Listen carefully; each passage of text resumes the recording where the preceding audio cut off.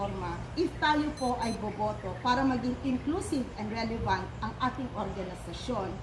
With your votes, we will ensure that the Philippine Medical Association, as regards to universal healthcare, will have a more fair, reasonable, and acceptable UHC amendments kasi naiintindihan natin ang sitwasyon ng mga doktor ngayon.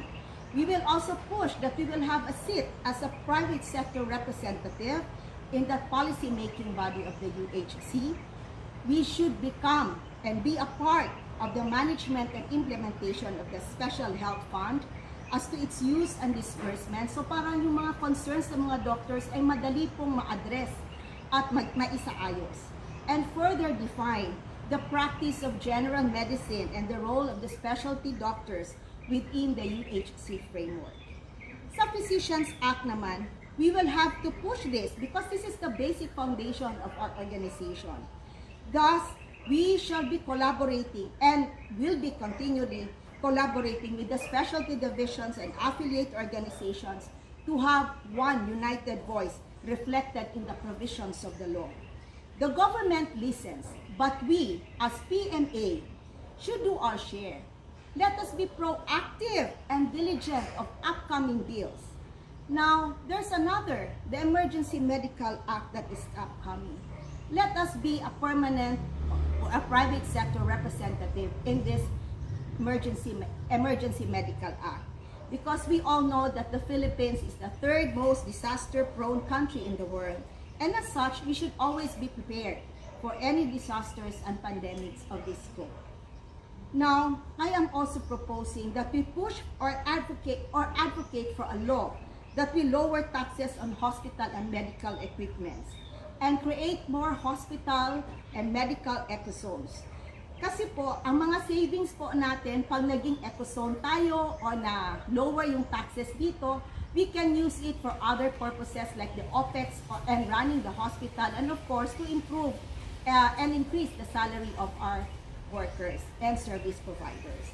Let us push for the passage of the PMA Foundation because any benefit that we can have from this, it will be given to the doctors and their welfare.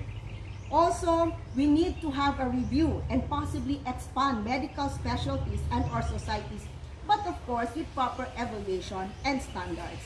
But to do this, we need to amend the Philippine Medical Association Constitution and bylaws to address medical globalization, technology use, the proposed expansion of our medical specialties, our membership benefits, to have a more dynamic and inclusive officers and members that should include the young, idealistic, and bright Filipino doctors. We should be able to sustain the PMA, sources of funds because we are in this pandemic and we are into a global recession. Mga kasama kong mga doktor, we dream for a realization to have a PMA that is self-sufficient, that unites us doctors and as one united doctors organization, and be the respected voice of the medical profession, both globally and locally. An inclusive and relevant PMA, attuned to the present and future times.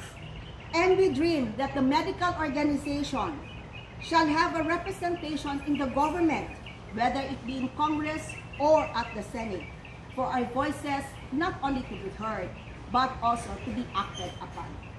My colleagues, my platforms are based on these C's: connect, push for reforms, digital platform use for communications, collaborate, create a network of non-government institutions to sustain the projects and needs of our organization and its operations, communicate, interact with doctors, and adopt to the new norm of blended interactions, digital and physical.